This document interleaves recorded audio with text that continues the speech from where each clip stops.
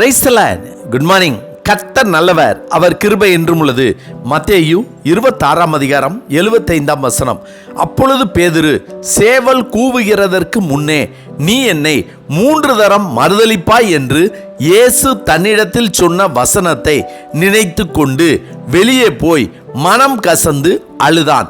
மத்தேயு 26 அதிகாரம் 75 அந்நாள் தான் அவமானப்பட்டதையும் புறக்கணிக்கப்படுவதையும் தன்னுடைய மன கிளேசத்தையும் கர்த்தரிடத்தில் சொல்லி மனம் கசந்து அழுதாள். கர்த்தர் அவள் கண்ணீரை கண்டார், அவளுடைய அவமானத்தை நீக்கினார்.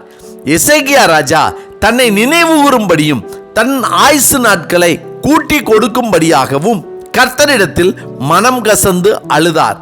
கர்த்தர் எசேக்கியாவின் கண்ணீரை கண்டார், அவருடைய ஆயுசு நாட்களை கூட்டி கொடுத்தார்.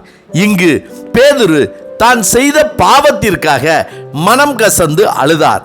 தன்னுடைய பாவத்திற்காக அழுத பேதுருவிடம்தான் கர்த்தர், நீ என் ஆடுகளை மேய்ப்பாயாக என்ற கனமான ஊழியத்தை கொடுத்து அவரை கொண்டு அநேக அடையாள அற்புதங்களையும் அதிசயங்களையும் செய்து பேதுருவையும் மகிமைப்படுத்தி அவர் மூலமாக தானும் மகிமைப்பட்டார்.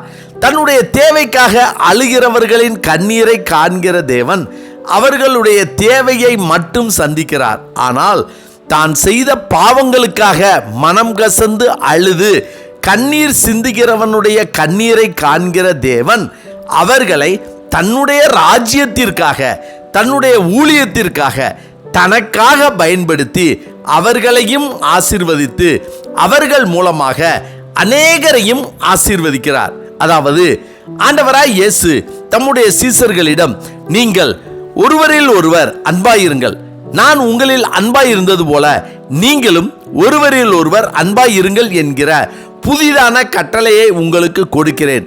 நீங்கள் ஒருவரில் ஒருவர் அன்புள்ளவர்களாய் இருந்தால் அதனால் நீங்கள் என்னுடைய சீசர்கள் என்று எல்லோரும் அறிந்து கொள்வார்கள் என்றார். சீமோன் பேதுரு அவரை நோக்கி, ஆண்டவரே, நீர் எங்கே போகிறீர் என்றான். இயேசு அவனுக்கு பிரதியுத்தரமாக, நான் போகிற இடத்துக்கு இப்பொழுது நீ என் பின்னே வரக்கூடாது, பிற்பாடு என் பின்னே வருவாய் என்றார். பேதுரு அவரை நோக்கி, ஆண்டவரே, நான் இப்பொழுது உமக்கு பின்னே ஏன் வரக்கூடாது? உமக்காக என் ஜீவனையும் கொடுப்பேன் என்றான். இயேசு அவனுக்கு பிரதியுத்தரமாக, எனக்காக உன் ஜீவனை கொடுப்பாயோ?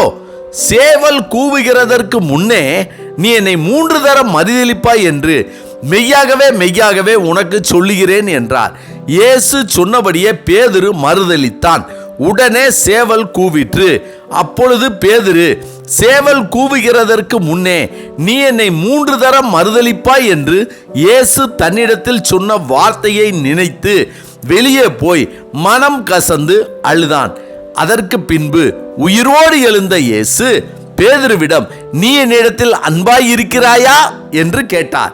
தன்னை 3 முறை மறுதலித்த பேதுருவிடம்தான் தன்னுடைய அன்பை 3 முறை வெளிப்படுத்தி அவனிடம் தன்னுடைய ஆடுகளாகிய ஜனத்தை கொடுத்தார்.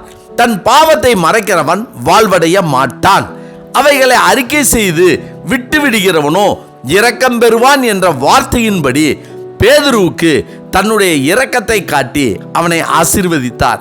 கர்த்தருக்கு பிரியமானவர்களே, நம் தேவனாகிய சர்வ வல்லவரிடம் நம்முடைய தேவைகளை மாத்திரம் சொல்லி அழுது புலம்பி அதை பெற்றுக்கொள்வதை விட நாம் செய்த பாவங்களை நினைத்து தேவனிடத்தில் அழுது புலம்பினால் அவருடைய இரக்கத்தையும் நித்திய ஜீவனையும் அடையாள அற்புதங்களையும் செய்யும் வல்லமையையும் மகிமையையும் ஆசீர்வாதத்தையும் பெறலாம். ஆமென். ஜெபிப்போமா. சர்வ வல்லமை உள்ள சேனைகளின் தேவனாகிய கர்த்தாவே, எங்களுடைய தேவைக்காகவும் பாடுகளுக்காகவும் வேதனைகளுக்காகவும் உம்முடைய சமூகத்தில் அழுது புலம்பி விண்ணப்பிக்கிற நாங்கள் உம்முடைய கட்டளைகளுக்கும் வார்த்தைகளுக்கும் எதிராக நாங்கள் செய்த பாவங்களை நினைத்து அறிக்கையிட்டு அழுது புலம்பி உம்முடைய இரக்கத்தையும் மகிமையையும் பெற்றுக்கொள்ளக்கூடிய கிருபையை கர்த்தர் எங்களுக்கு தந்தரல வேண்டும் என ஆண்டவராகிய இயேசு கிறிஸ்துவின் இன்ப நாமத்தில் ஜெபிக்கிறோம் நல்ல பிதாவே. ஆமேன், ஆமேன். கர்த்தர் நல்லவர், அவர் கிருபை இன்று முழுவதும் நம்மோடு கூட இருப்பதாக. ஆமென்.